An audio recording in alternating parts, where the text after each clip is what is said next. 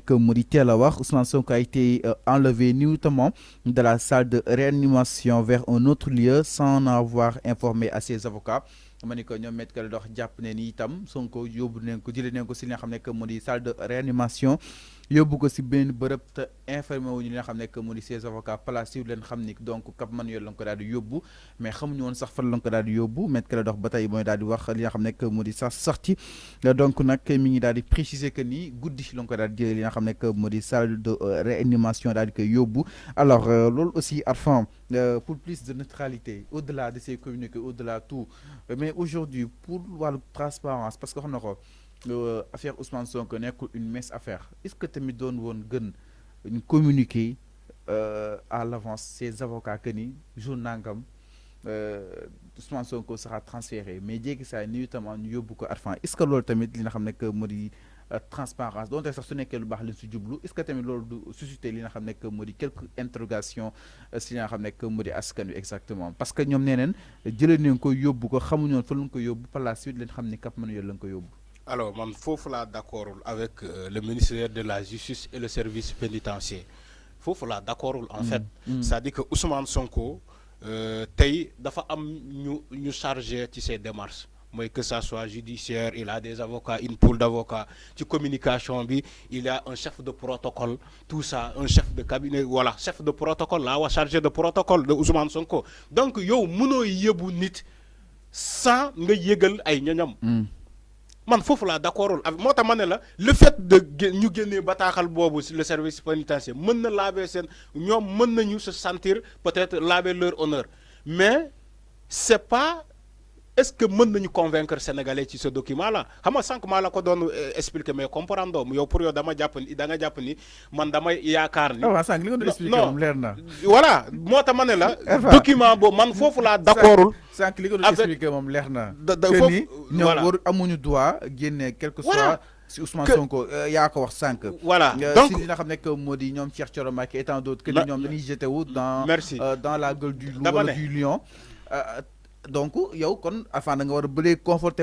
si boobu de thèse donc ils n'ont pas c'est que besoin d'avertir leurs avocats. boo ma bàyyilee doo comprendre yow dama ne le service pénitentiaire avec le ministère de la justice amuñu droit yóbbul Ousmane Sonko prison saa yégal ko ay ñoñam que ça soit ses avocats que ça soit même les membres de chargés wala le chargé de protocole de Ousmane Sonko kenn na si ñoom war naa yég de à l'avance ni que Ousmane Sonko doit être déféré de l'hôpital au Cap Manuel. war nañu koy yëg. mais pourtant moom ñoom loolu la dénoncé. non xam nga ñoom dañoo ne le médecin de Ousmane Sonko moo joxe accord ñoom loolu la ñuy wax sur le document parce que on a lu le document. parce que ñoom no précisé wuñu le médecin de Ousmane Sonko. ñoo ne un médecin. non yow kon ñu ne le médecin de Ousmane Sonko non ñu ne le docteur de Ousmane Sonko le médecin bu koy saytu moom moo joxe accord am pour ñu yóbbu Ousmane Sonko le médecin chef la ndox maanaam médecin non le médecin de Ousmane Sonko yow yaa liirul bien le document le médecin de Ousmane Sonko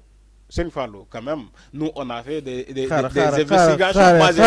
les recherches j'ai appelé des contacts xaarul ñëwaat ci document bàyyi noonu donc le détenu de Ousmane Sonko est régulièrement sorti de la réanimation sur décision du médecin enfin conformément au bon de sortie émis à cet effet son transfert au Cap Manuel également d'une recommandation de son médecin traitant document à l'appui. Son médecin traitant c'est-à-dire que ils l'ont précisé là-bas. c'est-à-dire que moo tax c'est ça mais ñi médecin en chef c'est leen wax maanaam son médecin personnel. c'est-à-dire que tu comprends ñoom soo leen souligner en fait. il faut nga comprendre le prison la prison comment dirais-je je ne voulais même pas dire la prison. l'hôpital principal le pavillon spécial. mais y avait ces médecins personnels il faut doon nekk ba si bi ko tànn afan. waaye loolu laa la wax. waaw il y a ces médecins il y a aussi les médecins de principal. les militaires. maintenant bu fekkee Ousmane Sonko war naa génnee prison c'est-à-dire que ñu sentir na que Raïs tout est normal il est apte pour mu delluwaat prison mais c'est pas les médecins tu crois que les médecins de l'hôpital principal dañuy ne le service pénitentiaire yóbbu leen ko. ñun kii na mais c'est pas comme ça ñoom xamal lan la ñu mën faj ko mu ngi xool yaramam ndax mën nañu dugal ko comment dirais-je urgence wala mën nañ ko def réanimation wala loolu la ñu xam maintenant ñoom l'État du Sénégal avec les médecins de Ousmane Sonko ñoom ñoo war a xool ndax Ousmane Sonko est apte à retourner. Les médecins de l'hôpital principal ne te diront jamais delloo leen Ousmane Sonko prison. Parce qu'il est apte. Moi, il faut que lire bien le document, c'est codé. Il faut qu'on comprenne ce qu'ils ont écrit. Il ne faut pas s'en tenir à la surface, un superficiel. Parce que dans le médecin, ils n'ont pas précisé en premier non, si, ils ont mis... son médecin traitant m'a confirmé. Ni peut-être un médecin personnel contre-expertise. Peut-être pour plus de neutralité et de transparence. C'est compliqué quand même, je pense. Tu sais, le médecin traitant.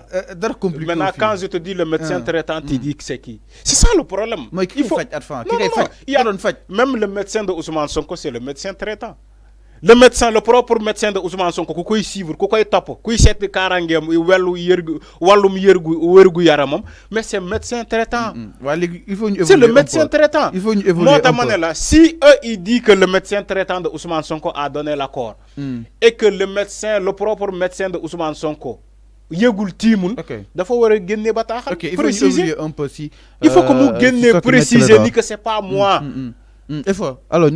que mu guenné communiquer le médecin de Ousmane Sonko xam nga ñom c'est-à-dire que dañoo bëgg lëndëmal xel sénégalais yi. Il faut que nga comprendre une chose. Si c'est le médecin traitant de l'hôpital principal bu féké mom mo joxé accord pour ñu dello Ousmane Sonko à la prison de Cap Manuel. Non, mais il faut qu'il y ait le consentement de Ousmane Sonko. Il faut qu'il y ait le consentement de Ousmane Sonko. Dans ce cas, nous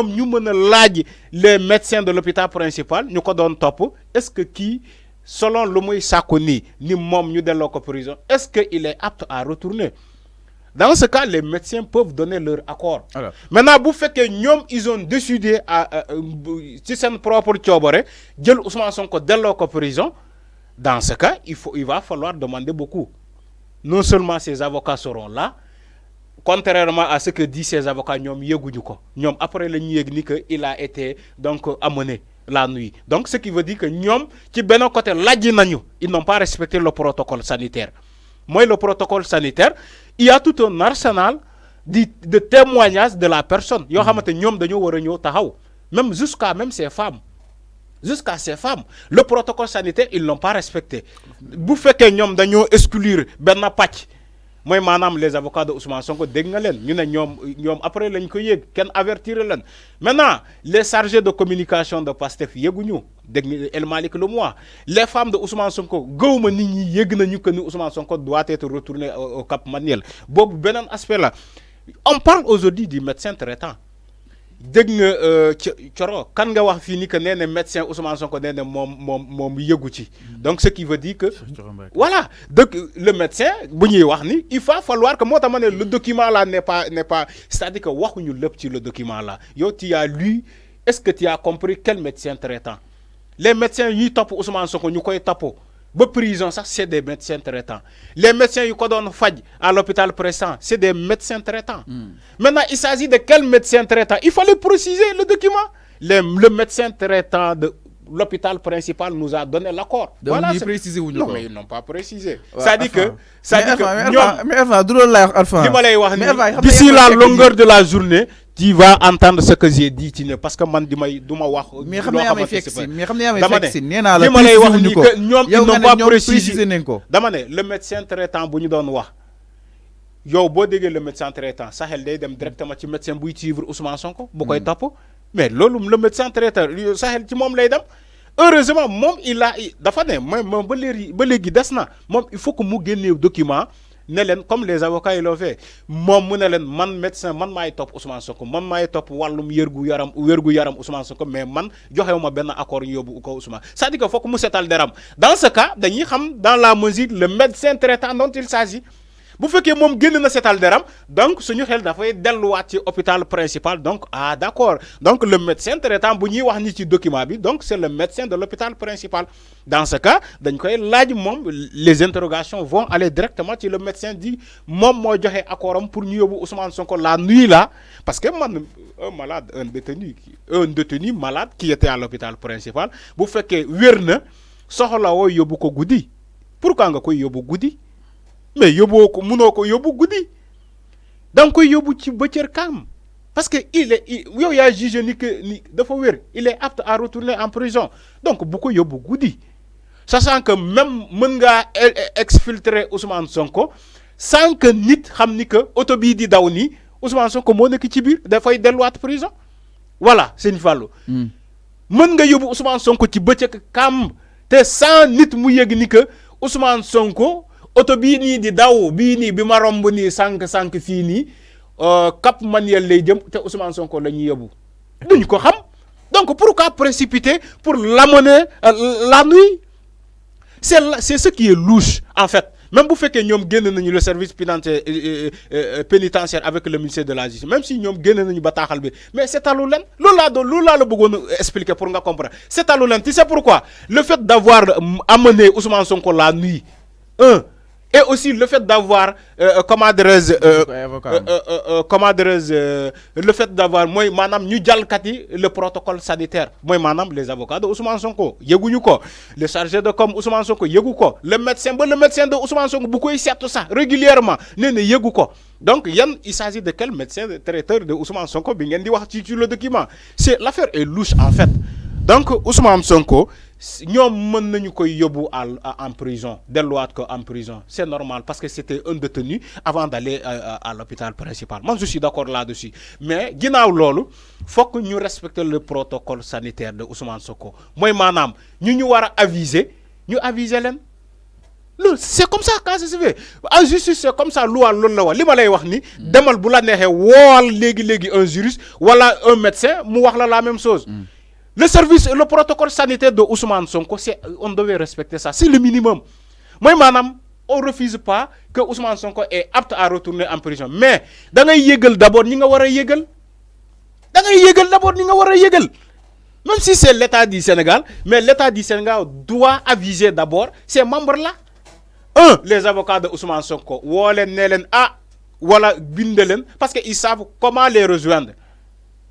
ñu yëgal avocat Ousmane Sonko si même via l'avocat là maître Ciré Clédor Ly xamalal say ñoon yéen la pool d'avocat de Ousmane Sonko ne Ousmane Sonko de xam nga ni c'est un prisonnier avant mu ñëw fii donc médecin bi jugé na ni que actuellement il est apte à retourner en prison est-ce que ñoom mën nañu opposer wu ci ça non en sachant que Ousmane Sonko balaa mu ñëw hôpital c'était un détenu donc ngeen yëgal ni que là c'est ce qu'on dit respecter le protocole sanitaire donc yëgal avocat yi ni que voilà Ousmane Sonko non seulement il veut retourner en prison parce que dëgg nañu fii ay avocat am c'est maître Clédor Ly di naan Ousmane Sonko même mu ngi sàkko pour ñu delloo ko prison Sébikotane même si yaram moom demul noonu mais on sait pas pourquoi il réclame ça am nañu man gis naa fa un document bu nekk Ousmane Sonko dafa moom il a plus de visites quand il est en prison que à l'hôpital gis naa benn document bu ñu bind ci loolu peut-être gis nga ko donc loolu yëpp c'est le protocole sanitaire donc ñu aviser avocats yi aviser ces deux épouses parce que les deux épouses ils le rendaient visite à l'hôpital donc du ñuy supposer tey ñu dem tey pour rendre ko ñu ne ko seen jëkkër de yóbbu nañu ko Cap Manuel qu'est-ce qu'elles vont dire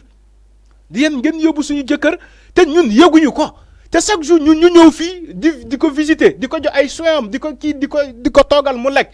yéen ngeen xëy nii yóbbu ko xanaa ban jour kon ngeen yóbbu Ousmane Sonko ñu ne ko guddi gi lañ ko mais pourquoi ngeen yóbbu ko guddi voilà tout ça c'est des témoignages yoo xamante bu ñëwee laluñ ci ni que eux ils auront tort le service financier pénitentiaire ils auront tort non seulement war nañu yëgal les avocats de Ousmane Sonko les femmes de Ousmane Sonko mais le comment dirais-je le chargé de protocole de Ousmane Sonko voilà moom war na ko yëg et le médecin personnel de Ousmane Sonko war na ko yëg c'est pas ñoom ñoo war a opposer mais nga yëgal leen ko ñoom